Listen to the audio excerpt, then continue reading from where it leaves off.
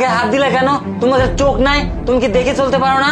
এই বুড়া, এই তোর কি মাথা ঠিক আছে? হ্যাঁ, আমার কোচি একটা গার্লফ্রেন্ড তোর মাথায় দিব হাত? মানে কি সব বলিস না ভুলভাল।